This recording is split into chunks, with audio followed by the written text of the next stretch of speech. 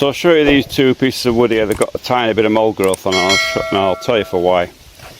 As you can see here, it's got some white mould growth on it, just down here. You see down there and there, and on that piece as well here, some white mould. And the reason is this is sawdust. You see it's quite thick there, and the sawdust has prevented the antiseptic from getting into the timber. And also, you notice I've got a little bit of skin on there that has to be removed. I've missed that bit. So the thing to do with stuff like that is don't throw your timber away, for goodness sake. It's only a bit of mould. You can see it's gone white there at the end. You see the bit of white mould growth there. It's not the end of the world. All you need to do is get yourself a nice brush it off and spray it with antiseptic, and that will die, no problem. But you've got to do it whilst at this stage rather than later on. So let's get a brush.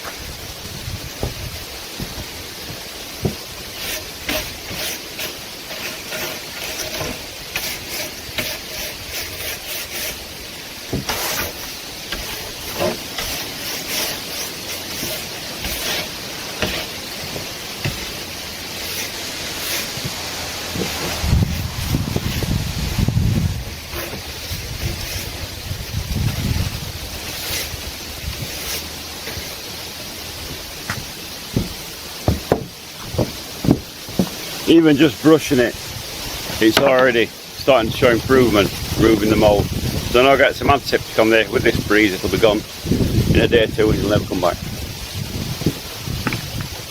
But don't be shy with the antiseptic, get a good layer on there.